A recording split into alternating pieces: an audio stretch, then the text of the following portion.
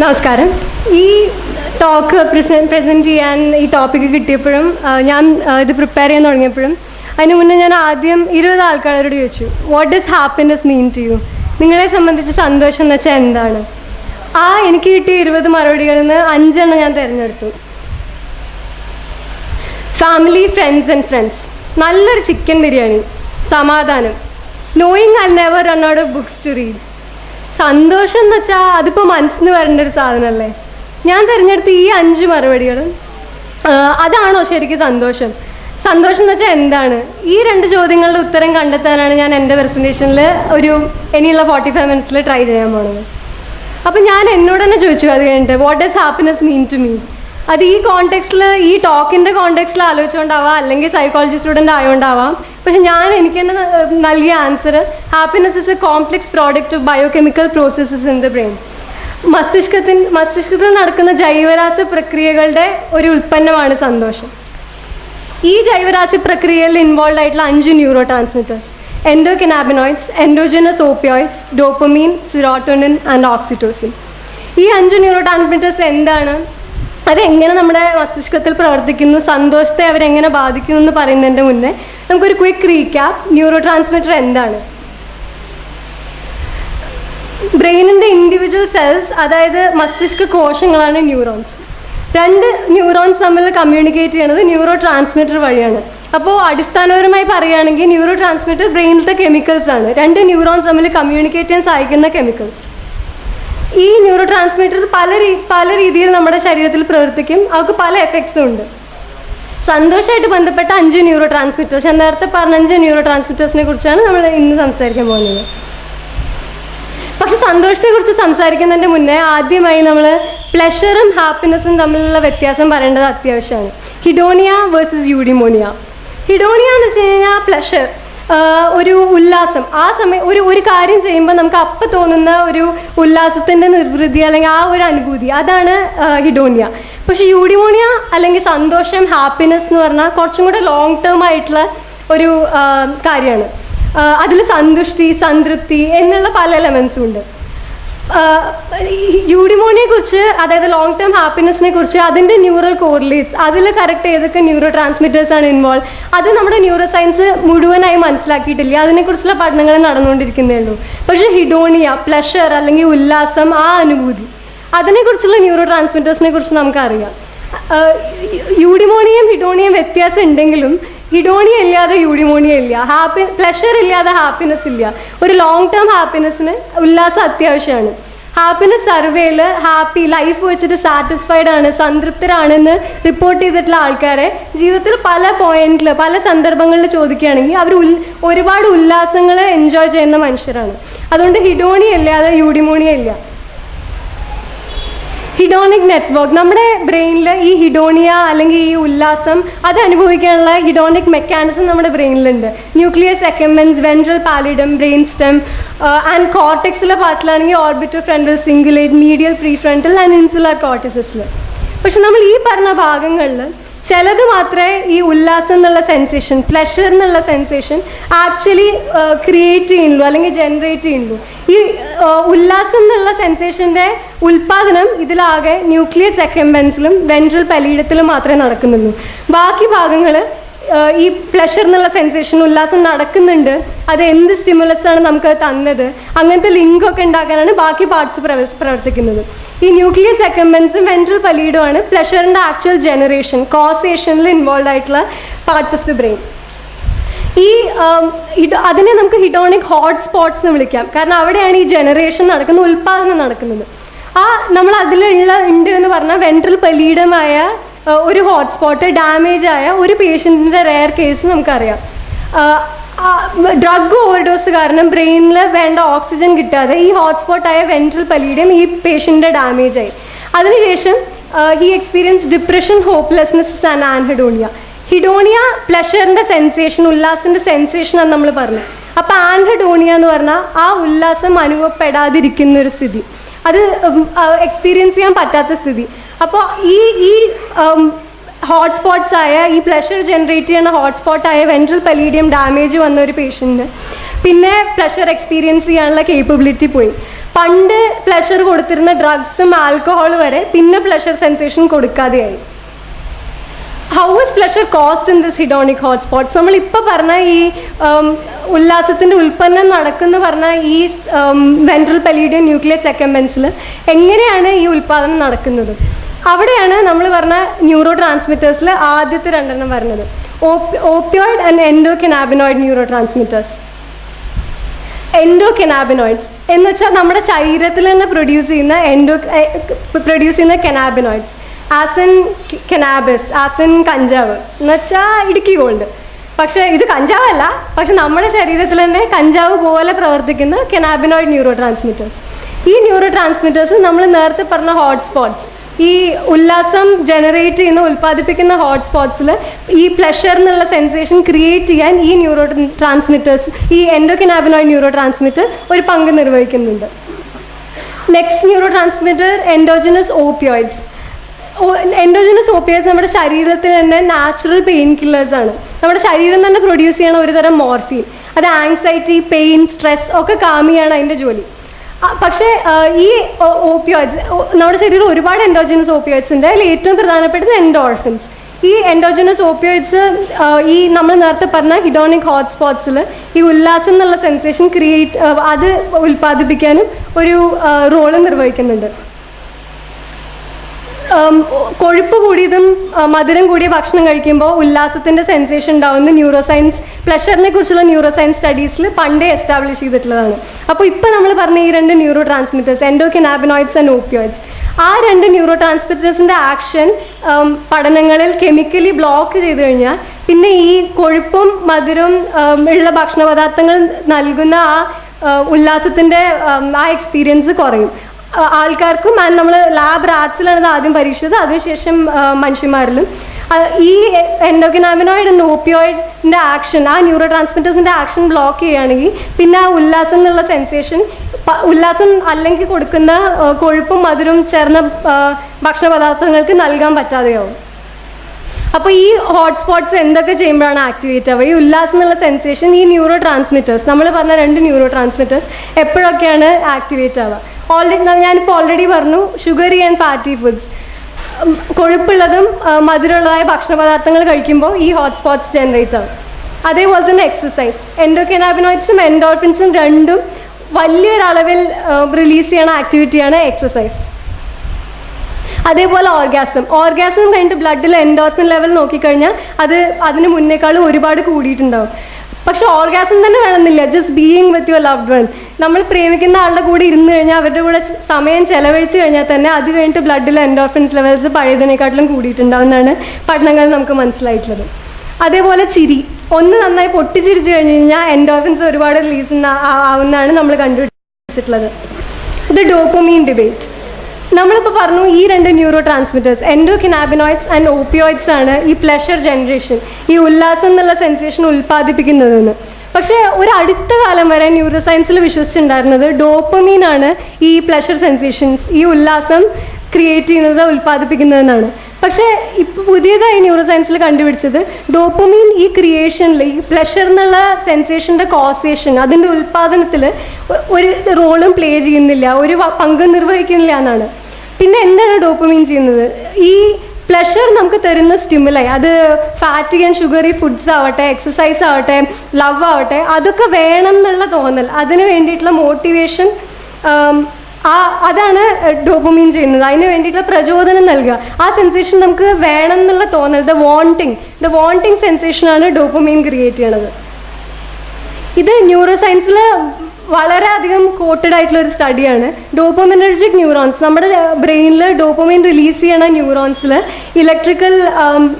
Electrodes കൊടുത്തിട്ട് lab റാറ്റ്സിന് അത് സ്വന്തം സ്റ്റിമുലേറ്റ് ചെയ്യാൻ, സ്വന്തം ബട്ടൺ അമർത്തിയാൽ ആ ന്യൂറോൺസ് സ്റ്റിമുലേറ്റ് ആയി ഡോപ്പമൈൻ പ്രൊഡ്യൂസ് ആവും എന്നുള്ള ഇത് കൊടുത്തു കഴിഞ്ഞ് കഴിഞ്ഞാൽ ഭക്ഷണവും വെള്ളം പോലും ഉപേക്ഷിച്ച് അവർ വീണ്ടും ആ ബട്ടൺ പ്രസ് ചെയ്ത് അവരെ തന്നെ ആ ഡോപ്പമൈൻ റിലീസിന് വേണ്ടി സ്റ്റിമുലേറ്റ് ചെയ്തുകൊണ്ടിരിക്കുന്നുള്ള സ്റ്റഡി.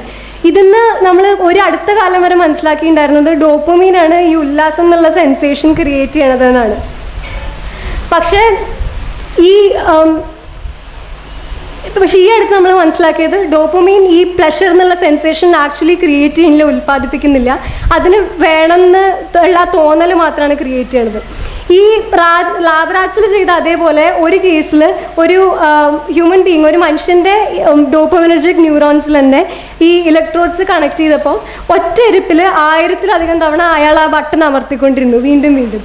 പക്ഷേ അന്ന് നമ്മൾ അതിനെ പ്ലഷർ എന്നുള്ള രീതിയിലാണ് മനസ്സിലാക്കിയത്. പക്ഷെ പിന്നെ ഇപ്പോൾ പുതിയ അണ്ടർസ്റ്റാൻഡിങ് ഇതാണ്, എന്താണെന്ന് വെച്ചാൽ അത് ആക്ച്വലി പ്ലഷർ, ഇത് ഉല്ലാസം ക്രിയേറ്റ് ചെയ്യുന്നില്ല, പക്ഷെ അത് വീണ്ടും വീണ്ടും വേണം, ആ സ്റ്റിമുലേഷൻ വേണം എന്നുള്ള തോന്നൽ, അതിനു വേണ്ടിയുള്ള മോട്ടിവേഷൻ, പ്രചോദനം മാത്രമേ ക്രിയേറ്റ് ചെയ്യുള്ളൂ എന്നാണ്. അപ്പോൾ ഈ പ്ലഷർ എന്നുള്ള ഈ കോംപ്ലക്സ് ടോപ്പിക്കിൽ ഡോപ്പമീൻ്റെ റോള് ആ മോട്ടിവേഷൻ, പ്രചോദനം, അത് വേണം എന്നുള്ള തോന്നലാണ്. പാർക്കിൻസൺസ് ഡിസീസ് മനുഷ്യന്മാരിൽ ഡോപ്പമീൻ കുറയ്ക്കുന്ന ഒരു അസുഖമാണ്. ആ അസുഖമുള്ള ആൾക്കാരിൽ നോക്കുകയാണെങ്കിൽ ആൻഹെഡോണിയ, നമ്മൾ നേരത്തെ പറഞ്ഞു, പ്ലഷർ എക്സ്പീരിയൻസ് ചെയ്യാനുള്ള ഒരു ഇൻകേപ്പബിലിറ്റി, ഉല്ലാസം എൻജോയ് ചെയ്യാൻ പറ്റാതിരിക്കുക, അത് വരും. അത് ഈ ആൻഹെഡോണിയ ഉല്ലാസം ജനറേറ്റ് ചെയ്യുന്ന ഹിഡോണിക് ഹോട്ട്സ്പോട്ട്സിൽ കേടോ ആ എൻഡോകനാബിനോയിഡ്സ് ആൻഡ് ഓപ്പിയോയിഡ്സിനുള്ള കുറവ് കാരണമല്ല, പക്ഷെ അതിനു വേണ്ടി വർക്ക് ചെയ്യാൻ, അതിനു വേണ്ടിയിട്ടുള്ള പ്രചോദനം, ആ ഒരു പ്ലഷർ കൊടുക്കാൻ പറ്റുന്ന സ്റ്റിമുലായി കണ്ട അത് വേണം തോന്നി അതിനു വേണ്ടി വർക്ക് ചെയ്യാനുള്ള മോട്ടിവേഷൻ ഡോപ്പമീൻ കുറയുമ്പോൾ ഇല്ലാണ്ടാവുന്നതുകൊണ്ടാണ്. പക്ഷെ ഇപ്പം നമ്മൾ പറഞ്ഞ 3 ന്യൂറോ ട്രാൻസ്മിറ്റേഴ്സും എൻഡോകനാബിനോയിഡ്സ്, ഓപ്പിയോയിഡ്സ് ആൻഡ് ഡോപ്പമീൻ ഹിഡോണിയായി ബന്ധപ്പെട്ടതാണ്. നമ്മൾ ഓൾറെഡി ഞാൻ തുടങ്ങുമ്പോൾ ഹിഡോണിയയും യൂഡിമോണിയയും തമ്മിലുള്ള വ്യത്യാസം പറഞ്ഞു. ഹിഡോണിയ മൊമെൻ്ററി പ്ലഷർ, യൂഡിമോണിയ കുറച്ചും കൂടെ ലോങ് ടേം ആയിട്ടുള്ള നമ്മുടെ ഹാപ്പിനെസ്, സംതൃപ്തി, സന്തോഷം. അതിനെക്കുറിച്ചുള്ള മുഴുവൻ ഡീറ്റെയിൽസ് നമ്മൾ പഠിച്ചു വരുന്നേ ഉള്ളൂ ഞാൻ പറഞ്ഞു. പക്ഷേ നമ്മൾക്ക് ഇപ്പോൾ അറിഞ്ഞത്രയും വെച്ച് ആ ലോങ് ടേം ഹാപ്പിനെസ്സിന് ഇമ്പോർട്ടൻ്റ് ആയിട്ടുള്ള 2 ന്യൂറോ ട്രാൻസ്മിറ്റേഴ്സ് ഉണ്ട്. അതിൽ ആദ്യത്തെയാണ് സിറോട്ടോണിൻ. നമ്മുടെ വെൽബീയിങ്ങിന് സിറോട്ടോണിൻ ഒരു റോള് പ്ലേ ചെയ്യുന്നുണ്ടെന്ന് നമ്മൾ വളരെ ആക്സിഡൻ്റലായിട്ടാണ് കണ്ടുപിടിച്ചത്. 1950s ട്യൂബർക്ലോസിന് വേണ്ടി യൂസ് ചെയ്തിരുന്ന ഒരു ഡ്രഗായിരുന്നു ഇപ്രോനിയാസിൻ. പക്ഷെ അത് ട്യൂബർക്ലോസിസിൽ ആക്ച്വലി ഒരു വ്യത്യാസവും വരുത്തിയിട്ടില്ല, അത് ഭേദമാക്കിയിട്ടില്ല. പക്ഷെ ഡോക്ടേഴ്സ് ശ്രദ്ധിക്കാൻ തുടങ്ങി ഈ ട്യൂബർക്ലോസിസ് പേഷ്യൻസ്, ഇപ്രോനിയാസിഡ് വെച്ച് ട്രീറ്റഡ് ആയിട്ടുള്ള ട്യൂബർക്ലോസിസ് പേഷ്യൻസ്, അവരുടെ അസുഖത്തെക്കുറിച്ച് ബോധേഡ് ആവണത് കുറഞ്ഞു. അവർ പണ്ടത്തെക്കാട്ടിലും സന്തോഷം അനുഭവിക്കാൻ തുടങ്ങി. അങ്ങനെയാണ് ഈ ഇപ്രോനിയാസിഡ് ഡിപ്രഷൻ്റെ ഒരു ഡ്രഗ്, ഡിപ്രഷൻ്റെ എഗൻസ്റ്റുള്ള ഡ്രഗായി, ആൻറ്റി ഡിപ്രസൻ ഡ്രഗായിട്ട് 1957 മുതൽ മാർക്കറ്റ് ചെയ്യാൻ തുടങ്ങിയത്. അപ്പോൾ ഇപ്രോനിയാസിഡ് ആക്ച്വലി വർക്ക് ചെയ്തിരുന്നത് എങ്ങനെയാണെന്ന് വെച്ചാൽ നമ്മുടെ ശരീരത്തിലെ സിറോട്ടിൻ ലെവൽ, സിറോട്ടിൻ എന്ന് പറഞ്ഞ ന്യൂറോ ട്രാൻസ്മിറ്ററിൻ്റെ അളവ് കൂട്ടിക്കൊണ്ടാണ്. അങ്ങനെയാണ് സിറോട്ടിൻ കുറയുമ്പോഴാണ് മനുഷ്യന്മാർക്ക് ക്ലിനിക്കൽ ഡിപ്രഷൻ വരുന്നതെന്നുള്ളത് നമ്മൾ കണ്ടുപിടിച്ചത്. ആൻഡ് ഇപ്പോൾ നമ്മുടെ ഡിപ്രഷനുള്ള കറണ്ട് ട്രീറ്റ്മെൻറ്റ് എന്ന് വെച്ച് കഴിഞ്ഞാൽ SSRIs ആണ്, സിലക്റ്റീവ് സിറോട്ടോണിൻ റീഅപ്ടേക്ക് ഇൻഹിബിറ്റർ. ആ മരുന്ന് നമ്മുടെ ശരീരത്തിലെ സിറോട്ടോണിൻ്റെ അളവ് കൂട്ടിക്കൊണ്ട് ഡിപ്രഷൻ കുറയ്ക്കും. പക്ഷേ ഇതിനെക്കുറിച്ച് പറയുമ്പോൾ നമ്മൾ അത്യാവശ്യം മനസ്സിലാക്കേണ്ട ഒരു കാര്യം എന്താണെന്ന് വെച്ചാൽ, ഡിപ്രഷൻ ഒരു കെമിക്കൽ ഇംബാലൻസ് അല്ല. സിറോട്ടോണിൻ കുറഞ്ഞു, അപ്പോൾ ആൻറ്റി ഡിപ്രസൻസ് കഴിച്ചപ്പോൾ ആ കെമിക്കൽ ഇംബാലൻസ് മാറി, സിറോട്ടോണിൻ തന്നെ കൂടി, അപ്പോൾ വീണ്ടും സന്തോഷം നമുക്ക് കിട്ടി. അങ്ങനത്തെ ഒരു സിമ്പിൾ എക്സ്പ്ലനേഷൻ അല്ല. ഈ ഡിപ്രഷനുള്ള പേഷ്യൻസിൽ ഒരുപാട് നെഗറ്റീവ് ചിന്താരീതികൾ നമുക്ക് കാണാം, ഒരുപാട് നെഗറ്റീവ് കോഗ്നിറ്റീവ് പാറ്റേൺസ്. അതായത് റിജക്ഷനോടുള്ള സെൻസിറ്റിവിറ്റി കൂടുതൽ, ആത്മവിശ്വാസക്കുറവ്, നെഗറ്റീവായിട്ടുള്ള വീക്ഷണം എല്ലാത്തിനെ കുറിച്ച്. അപ്പോൾ സിറോട്ടോണിൻ ശരിക്കും എന്താ ചെയ്യുന്നത് വെച്ചാൽ നമ്മുടെ തലച്ചോറിലെ ഇൻഫർമേഷൻ പ്രോസസ്സിങ്ങിനെയാണ് അത് ബാധിക്കുന്നത്. സിറോട്ടോണിൻ കൂടുമ്പോൾ നമ്മുടെ ന്യൂറൽ നെറ്റ്വർക്ക്സിലത്തെ ഇൻഫർമേഷൻ പ്രോസസ്സിങ് മാറി ഈ നെഗറ്റീവ് ചിന്താ രീതികളെ അത് പതുക്കെ മാറ്റും. അങ്ങനെ ലോങ് റണ്ണിൽ അത് മൂഡിനെ മെച്ചപ്പെടുത്തും. അതല്ലാതെ ഒരു ഇമ്മീഡിയറ്റ് കെമിക്കൽ ഇംബാലൻസ് സോൾവ് ചെയ്ത് സിറോട്ടോണിൻ കഴിക്കുമ്പോൾ പെട്ടെന്ന് സന്തോഷം വരികയല്ല. അതുകൊണ്ട് തന്നെ സിറോട്ടോണിൻ നമ്മുടെ വെൽബീയിങ്ങിന് അത്യാവശ്യമായിട്ടുള്ള ഒരു ന്യൂറോ ട്രാൻസ്മിറ്റർ ആണ് പുതിയ കണ്ടുപിടുത്തം. കാരണം നമ്മുടെ ലോങ് റണ്ണിൽ പോസിറ്റീവ് തോട്ട്സ്, പോസിറ്റീവ് വീക്ഷണം, പെർസെപ്ഷൻ, സമാധാനം, ഇതിനൊക്കെ സിറോട്ടോണിനാണ് ഒരു ഇമ്പോർട്ടൻറ്റ് റോള് പ്ലേ ചെയ്യുന്നത്. അതേപോലെ ഒരു ഇമ്പോർട്ടൻറ്റ് റോള് പ്ലേ ചെയ്യുന്ന വേറൊരു ന്യൂറോ ട്രാൻസ്മിറ്ററാണ് ഓക്സിറ്റോസിൻ. പക്ഷെ ഇപ്പോൾ ഈ സിറോട്ടോണിൻ എവിടെ നിന്ന് കിട്ടും? Positive emotions. നമ്മൾ ഓൾറെഡി പറഞ്ഞു, സിറോട്ടോണിൻ്റെ ലെവൽ നമ്മുടെ തിങ്കിങ് പാറ്റേൺസിനെ എഫക്റ്റ് ചെയ്യും, നമ്മൾ എങ്ങനെ ചിന്തിക്കും എന്നുള്ളത് എഫക്റ്റ് ചെയ്യും. പക്ഷെ അതേപോലെ തന്നെ നമ്മുടെ തോട്ട്സിന് നമ്മുടെ ന്യൂറോ ട്രാൻസ്മിറ്ററിൻ്റെ റിലീസും ഒരളവോളം സ്വാധീനിക്കാൻ പറ്റുന്നുള്ളതാണ് പുതിയ കണ്ടുപിടുത്തം. ഒരു പഠനത്തിൽ ആൾക്കാരോട് പോസിറ്റീവായിട്ടുള്ള കാര്യങ്ങളെക്കുറിച്ച് ആലോചിക്കാനും ഓർക്കാനും, നെഗറ്റീവായിട്ടുള്ള കാര്യങ്ങളെക്കുറിച്ച് ആലോചിക്കാനും ഓർക്കാനും, പിന്നെ പ്രത്യേകിച്ച് പോസിറ്റീവോ നെഗറ്റീവോ അല്ലാത്ത ന്യൂട്രൽ ആയിട്ടുള്ള കാര്യങ്ങളെക്കുറിച്ച് ആലോചിക്കാനും പറഞ്ഞു. അതിനുശേഷം അവരുടെ സിറോട്ടോണിൻ ലെവൽ ബ്ലഡിൽ ചെക്ക് ചെയ്തപ്പോൾ പോസിറ്റീവ് കാര്യങ്ങൾ ആലോചിച്ചവരുടെ സിറോട്ടോണിൻ കൂടി, നെഗറ്റീവ് കാര്യങ്ങൾ ആലോചിച്ചവരുടെ സിറോട്ടോണിൻ കുറയുകയും, ന്യൂട്രൽ കാര്യങ്ങൾ ആലോചിച്ചവരുടെ സിറോട്ടോണിൻ പ്രത്യേകിച്ച് വ്യത്യാസമൊന്നും ഇല്ലാതിരിക്കുകയും ചെയ്തു. അവിടെ നിന്നാണ് ഈ പുതിയ ഐഡിയ സജസ്റ്റഡ് ആയത്. അതായത് സിറോട്ടണിന് നമ്മുടെ ചിന്താരീതികളെ ബാധിക്കാൻ പറ്റുന്ന പോലെ തന്നെ നമ്മുടെ തോട്ട്സിന് സിറോട്ടണിൻ്റെ പ്രൊഡക്ഷനും റിലീസിനെയും എഫക്റ്റ് ചെയ്യാൻ പറ്റും. പിന്നെ എൻഡോകനാബിനോയിഡ്സിൻ്റെയും ഓപ്പിയോയിഡ്സിൻ്റെയും കാര്യം പറഞ്ഞ പോലെ തന്നെ എക്സസൈസ് ചെയ്ത് കഴിഞ്ഞാൽ ബ്ലഡിൽ സിറോട്ടണിൻ ലെവൽ കൂടും. പിന്നെ സിറോട്ടണിൻ്റെ പ്രൊഡക്ഷനിലും നമ്മുടെ റിലീസിലും ഒരു പങ്ക് നിർവഹിക്കുന്ന ഒരു ഘടകമാണ് സൺലൈറ്റ്, സൂര്യപ്രകാശം. ഡിപ്രഷൻ്റെ ഒരു വകഭേദമാണ് സീസണൽ അഫക്റ്റീവ് ഡിസോർഡർ. ഇത് വലിയ ലോങ് വിൻറ്റേഴ്സും സൺലൈറ്റ് ഇല്ലാത്ത കണ്ടീഷൻസും ഇല്ലാത്ത ഇന്ത്യ പോലത്തെ രാജ്യങ്ങളിൽ ഇതിൻ്റെ അധികം കേസസ് റിപ്പോർട്ടഡ് അല്ല. പക്ഷേ യൂറോപ്യൻ ആൻഡ് അമേരിക്കൻ കൺട്രീസിൽ ഭയങ്കര ലോങ് വിൻറ്റേഴ്സ്, സൺലൈറ്റിനോടുള്ള എക്സ്പോഷർ കുറഞ്ഞിട്ടുള്ള സമയത്ത് വിൻ്ററിൽ മാത്രം വന്ന് സമ്മർ ആകുമ്പോഴേക്കും ശരിയാവുന്ന ഒരു സീസണലായിട്ട് വരുന്ന ഡിപ്രഷനാണ് സീസണൽ അഫക്റ്റീവ് ഡിസോർഡർ. അതിൻ്റെ ട്രീറ്റ്മെൻറ്റ് തന്നെ ആർട്ടിഫിഷ്യലായിട്ട് സൺലൈറ്റ് പോലത്തെ ലൈറ്റിനോടുള്ള എക്സ്പോഷറാണ്. അപ്പോൾ സൺലൈറ്റും ഈ സിറോട്ടണിൻ റിലീസിൽ ഒരു ഇമ്പോർട്ടൻറ്റ് ഫാക്ടറാണ്. നമ്മൾ പറഞ്ഞ സിറോട്ടണിൻ നമ്മൾ ഡയറക്റ്റായിട്ട് നമ്മുടെ മൂഡിനെ എഫക്റ്റ് ചെയ്യല്ല ചെയ്യുക, പക്ഷെ നമ്മുടെ ചിന്താ രീതികളെയാണ് എഫക്റ്റ് ചെയ്യുക. അതേപോലെ സന്തോഷത്തിലത്തെ ഒരു ഘടകത്തെ എഫക്റ്റ് ചെയ്യണ ഒരു ന്യൂറോ ട്രാൻസ്മിറ്ററാണ് ഓക്സിറ്റോസിൻ. ഇത് ആദ്യം ഒരു ഫീമെയിൽ ഹോർമോണായിട്ടാണ് വിശ്വസിച്ചിരുന്നത്. കാരണം ചൈൽഡ് ബർത്തിലും ലാക്ടേഷനിലും ഒരു റോള് പ്ലേ ചെയ്യുന്നതാണ് ഈ ഓക്സിറ്റോസിൻ. പക്ഷെ പിന്നീട് കണ്ടുപിടിച്ചു ഓക്സിറ്റോസിൻ ഒരു ന്യൂറോ ട്രാൻസ്മിറ്ററായി സ്ത്രീകളുടെ മാത്രമല്ല സ്ത്രീകളുടെയും പുരുഷന്മാരുടെയും തലച്ചോറിലുള്ള ഒരു ന്യൂറോ ട്രാൻസ്മിറ്റർ കൂടിയാണെന്ന്. ഇത് ഡയറക്റ്റായിട്ട് ഒരു നമ്മുടെ മൂഡ് ചേഞ്ച് ചെയ്യുകയും നമുക്ക് പ്ലഷർ കോസ് ചെയ്യുകയും നമുക്ക് ഉല്ലാസം തരികയല്ല ചെയ്യുന്നത്. പക്ഷെ സന്തോഷത്തിൻ്റെ അടിസ്ഥാന ഘടകം ഒരു അടിസ്ഥാന ഘടകത്തെ എഫക്റ്റ് ചെയ്യുന്ന ഒരു ന്യൂറോ ട്രാൻസ്മിറ്ററാണ് ഓക്സിറ്റോസിൻ. ആൻഡ് ആ അടിസ്ഥാന ഘടകമാണ് നമ്മുടെ സോഷ്യൽ റിലേഷൻസും ഇൻട്രാക്ഷൻസും, നമുക്ക് ബാക്കിയുള്ളവരുള്ള ബന്ധങ്ങളും അവരോടുള്ള നമ്മളുടെ ഇൻട്രാക്ഷൻസും. ഈ ഓക്സിറ്റോസിനെ നമ്മൾ ട്രസ്റ്റ് മോളിക്യൂൾ എന്നാണ് പറയുക. ബാക്കിയുള്ളവരോട് നമുക്ക് വിശ്വാസം ഉണ്ടാവുന്നത് ഇതൊക്കെ ഓക്സിറ്റോസിൻ ഒരു ഇമ്പോർട്ടൻറ്റ് റോള് നിർവഹിക്കുന്നുണ്ട്. ഓരോ പഠനങ്ങളിൽ ഓക്സിറ്റോസിൻ ലെവൽ കെമിക്കലി കൂട്ടിക്കഴിഞ്ഞാൽ ആൾക്കാർ അവരെക്കുറിച്ച് കൂടുതൽ ഡീറ്റെയിൽസ് ഷെയർ ചെയ്യാൻ, പങ്കിടാൻ, അവരുടെ പൈസ പോലും കൂടുതൽ പങ്കിടാൻ തയ്യാറാവും. അതേപോലെ സ്നേഹബന്ധങ്ങൾ നിർമ്മിക്കാൻ നമ്മുടെ ബോണ്ടിങ് എന്നുള്ള ആ ഒരു പ്രോസസ്സിലും ഓക്സിറ്റോസിൻ ഒരു ഇമ്പോർട്ടൻറ്റ് റോള് നിർവഹിക്കുന്നുണ്ട്. മെറ്റേണൽ ബോണ്ടിങ്, അമ്മയും കുഞ്ഞും തമ്മിൽ ഉള്ള ബോണ്ടിങ്ങിൽ ഓക്സിറ്റോസിനാണ് ഒരു ഇമ്പോർട്ടൻറ്റ് റോൾ പ്ലേ ചെയ്യുന്നത്. അമ്മയും കുഞ്ഞും സമയം ഒരുമിച്ച് ചെലവഴിച്ചതിന് ശേഷം അമ്മയുടെയും കുഞ്ഞിൻ്റെയും രണ്ടുപേരുടെയും ബ്ലഡിൽ ഓക്സിറ്റോസിൻ്റെ ലെവൽ നല്ലോണം കൂടും. അതേപോലെ നമ്മൾ എൻഡോർഫിൻസിൻ്റെ കാര്യത്തിൽ പറഞ്ഞ പോലെ തന്നെ ഓർഗാസം പെയർ ബോണ്ടിങ്ങിന് അത്യാവശ്യമാണ്. ഓർഗാസം കഴിഞ്ഞ ഉടനെ എൻഡോർഫിൻസിൻ്റെ ലെവൽ പോലെ തന്നെ കൂടുന്ന ഒരു ന്യൂറോ ട്രാൻസ്മിറ്ററാണ് ഓക്സിറ്റോസിൻ. എവിടെ നിന്ന് കിട്ടും കുറച്ച് ഓക്സിറ്റോസിൻ? സോഷ്യൽ കോൺടാക്ട്, ഏത് രീതിയിലുള്ള social contact including virtual social networking. ആൾക്കാർ അരമണിക്കൂർ ഫേസ്ബുക്ക് സ്പെൻഡ് ചെയ്തതിന് ശേഷം അവരുടെ ബ്ലഡിൽ ഓക്സിറ്റോസിൻ നോക്കുകയാണെങ്കിൽ അത് ഒരുമിച്ച് ആൾക്കാരുടെ കൂടെ ഇരുന്ന് അത്രയും തന്നെ കൂടിയെന്നാണ് പഠനങ്ങൾ റിവീൽ ചെയ്തിട്ടുള്ളത്. നമ്മൾ ഓൾറെഡി പറഞ്ഞു ഓർഗാസം, സെക്സ് റിലീസസ് ഒരു ഹ്യൂജ് എമൗണ്ട് ഓഫ് ഓക്സിറ്റോസിൻ. അതേപോലെ ഏത് രീതിയിലുള്ള ഫിസിക്കൽ കോണ്ടാക്റ്റും, കെട്ടിപ്പിടിക്കുക, കൈ പിടിക്കുക, മസാജ്, ഇതൊക്കെ ഓക്സിറ്റോസിൻ കൂട്ടുന്ന ഒരു ആക്ടിവിറ്റിയാണ്.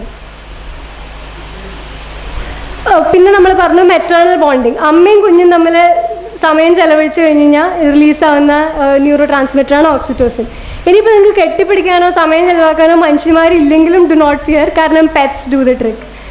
നായ്ക്കളുടെ കൂടെ ടൈം സ്പെൻഡ് ചെയ്തതിനു ശേഷം നായ്ക്കളുടെ ഓണേഴ്സിൻ്റെ ബ്ലഡിലെ ഓക്സിറ്റോസിൻ ലെവൽ നോക്കുകയാണെങ്കിൽ അത് മനുഷ്യന്മാരുടെ കൂടെ സ്പെൻഡ് ചെയ്തതിന് ശേഷം കിട്ടിയ ഓക്സിറ്റോസിൻ ലെവലിൻ്റെ അത്ര തന്നെ ഉണ്ട്.